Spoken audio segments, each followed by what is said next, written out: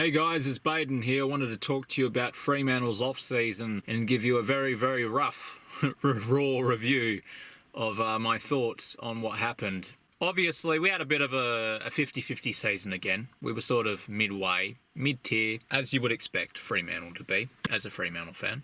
I enjoyed our season for the most part. There were things about it that I didn't like. But I'm not talking about the season. I'm talking about our off-season. I'm talking about our drafting.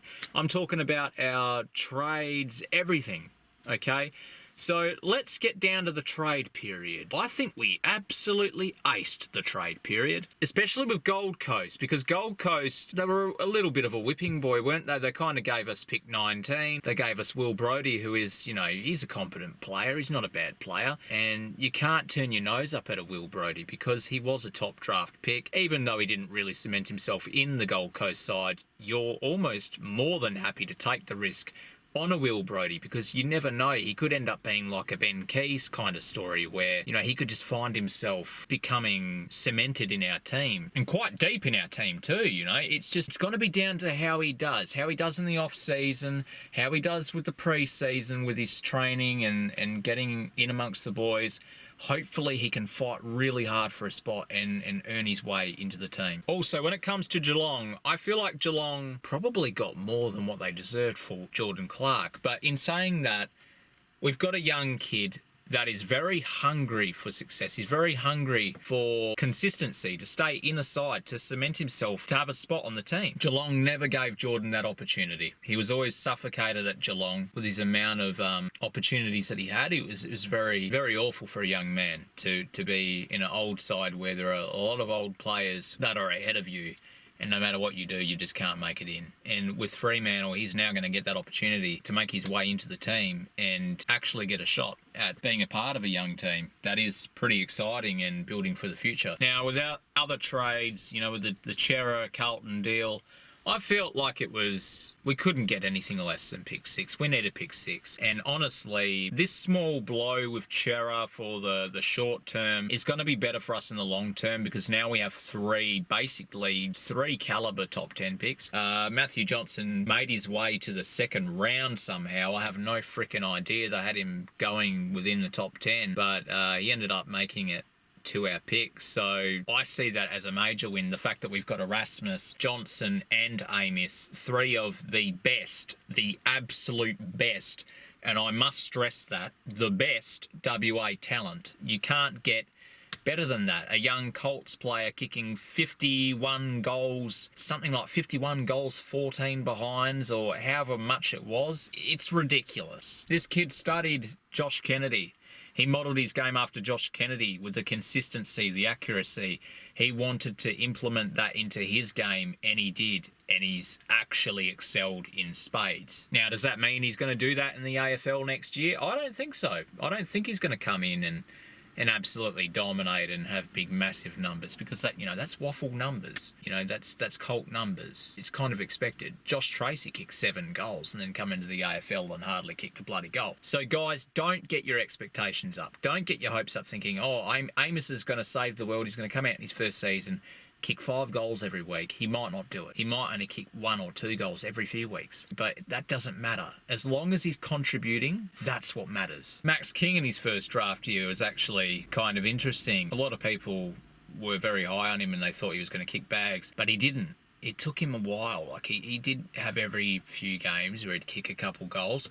But then the year after, which was just this last year here, he ends up finding himself actually becoming that kind of player where he can kick you bags. And he did do that on a few occasions. He did it against West Coast twice. So with Amos, it might not be this year. It might not be. And that's fine, because he can always keep building as a young bloke and really find himself within the next few years. It's not something that we need right now. We don't need instant gratification. That's our problem as fans. We want instant gratification. We want finals now. We want this right now. The fact is, we've got a very young team. It's even younger than what it was last year. On paper, we're not really banging down the door of finals next year. But you never know. Sydney, they weren't on paper banging down the door of finals, but they did it. I'm excited to see these kids come in and play. I'm excited for Erasmus, Johnson and Amos, but to be honest, I'm the most excited about Johnson because I feel like he's got a point to prove, and Johnson's going to come in and he's going to have a chip on his shoulder. He's going to want to prove everyone wrong that did not take him in the first round. So I feel like with him, he even looks bigger than Erasmus and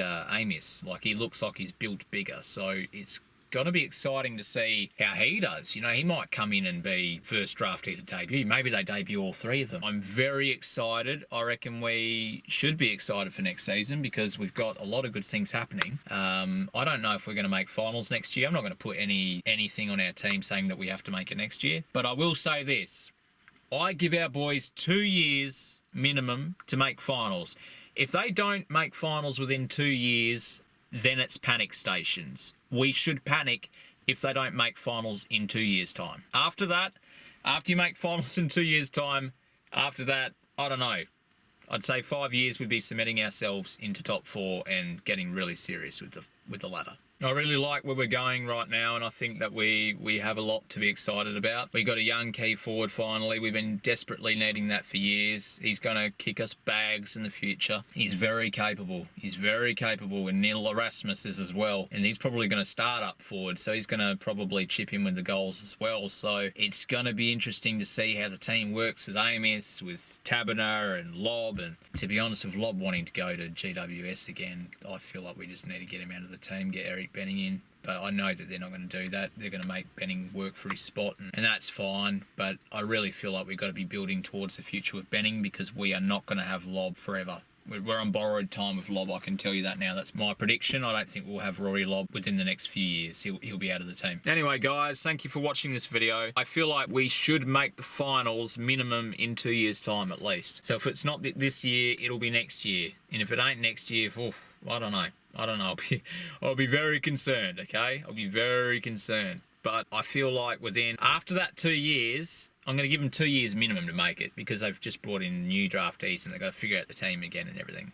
But if they don't make it, not this year, but the next year, I'll be very concerned, okay? So I'm going to give them 2 years, and I'm going to give them, after that second year, everything after that, they should be getting serious with the ladder. They should be cementing themselves within top 4 and actually really pressing hard on the ladder. So we'll see how it goes. We'll see how we go, and because Brayshaw's getting older, Sarong's getting older every year. You know, we've got some really good, young, amazing midfielders, and we've only just added to our team. So it's going to really help us in the long run, and I feel like we should be getting pretty excited right now. So thanks for watching. If you guys like the video, make sure you like, make sure you subscribe, make sure you comment as well. Let me know your thoughts on what we just did at the draft and the trade, and let me know what you think. Do you think we were winners? I think we were huge winners. I think we excelled. A lot of people have huge expectations on Carlton now because they have Chera, Walsh and Cripps, and I'm just not convinced. I'm not convinced one bit. Not one bit. They've got Motlop, which is good for them, but that's about it. Anyway, Fremantle, you better beat Carlton this year in the Len Hall. If you don't beat Carlton, I'm going to be so disappointed, you know, because we've got to beat them. We've got to hand Chera his first loss to Fremantle. And we've got to finally beat Carlton after beating us for all those years and really screwing us over, because that 2020 loss, I still can't get over that one because that one was just absolute robbery. 2019, we deserved to lose that. But 2020... nah. 2021, however, we did. Thanks for watching, guys, and I'll talk to you soon. Peace.